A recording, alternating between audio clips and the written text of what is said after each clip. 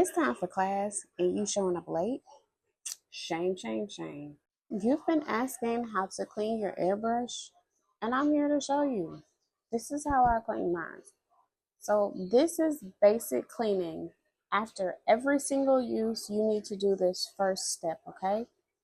Empty out the color, finish spraying out whatever's left in the nozzle because that matters too. Spray it out, clean it all out. Then you're going to get your liquid. My liquid contains acetone and alcohol. 1 part acetone, 2 parts alcohol. You pour it in there. You give it a little spray. You're going to close the nozzle as I'm doing here. You're going to block it and spray to get all that extra gook that didn't come out when you sprayed it. Okay? So that is your everyday cleaning. After every use, that is the basics of how to keep your airbrush clean and functional. Next, we're going to go into deep cleaning mode, okay? This is just when you feel like you want to deep clean it, okay? So we're going to start by taking our battery off because we don't want to mess that up.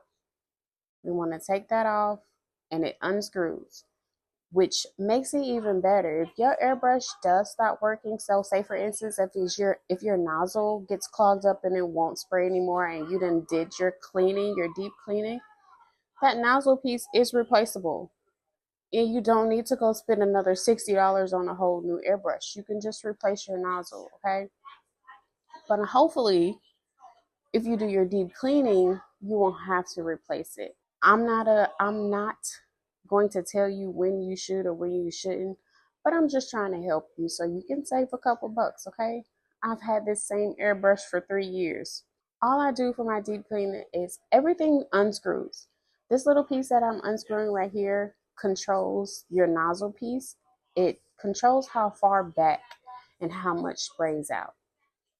Then I'm going to take the piece off that holds the needle in there. The needle is at the very beginning. So this piece that's sticking out the back is the needle and it goes all the way through the front. But we're going to take these pieces out because we need to clean the inside. Okay, because that little piece that your finger goes on, yeah, it will get stuck because again, the paint just goes everywhere. So you have to clean it out every now and then.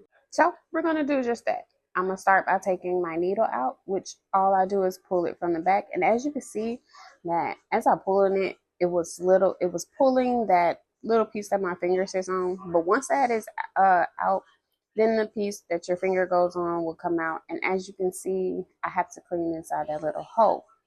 So, and again, please make sure that when you take your airbrush apart, you're putting your pieces in the order that they're supposed to go when you put them back so you don't forget. Okay? It may not seem like a lot of pieces, but it is very crucial that you keep them in order so you know exactly where they go. So all I did was take my mixture and pour it in the little piece that my finger nozzle goes on. And I took my brush to clean it out just a little bit. And now I'm going to take some alcohol pads and just clean the outside of it because the outside does have a little paint on it here and there, okay? Whatever, you can use your mixture. I just felt like it was easier for me to use the alcohol pad because as you can see, the napkin that I have has already got airbrush on it. So, and then I did squeeze some alcohol down in there because it's just what I do. And then I'm going to take all acetone. I recommend 91% acetyl alcohol. However, I don't know why for some reason I cannot find 91 and nowhere I go. So 70 is just going to have to do, okay? And that's all I'm doing. I'm literally just cleaning it with pure alcohol, okay? I'm not using my mixture anymore. Straight alcohol.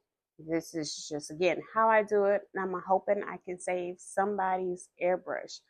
Before you get to putting your pieces back in, you're going to want to make sure that you drip drop every alcohol drip drop pieces that are in there.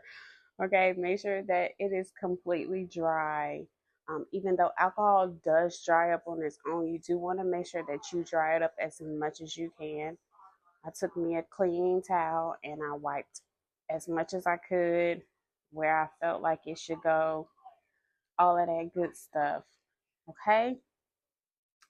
So once you do that, you're going to I was getting in there. I was not playing. I was getting in there. But this is really just how I deep clean because I've had this airbrush stick on me in that nozzle spot before. So, and this is what I did to get it to unstick, and it started working like a brand new airbrush again. Mind y'all, again, I've had this airbrush for 3 years, almost 4 years, and I clean it. I don't deep clean it every day.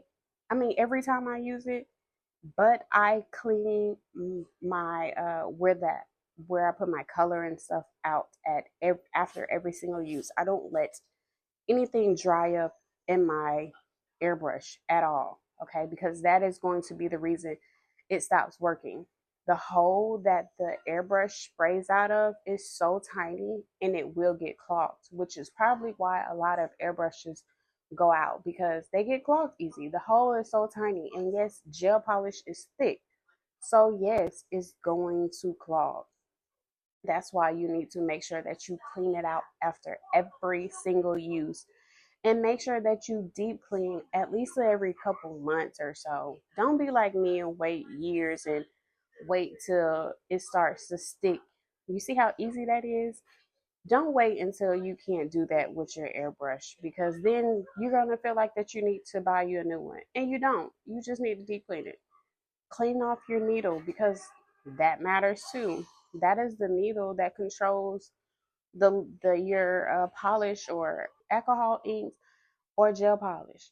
That is the needle that keeps that airbrush flowing the way it needs to flow. So you're going to want to make sure you clean that.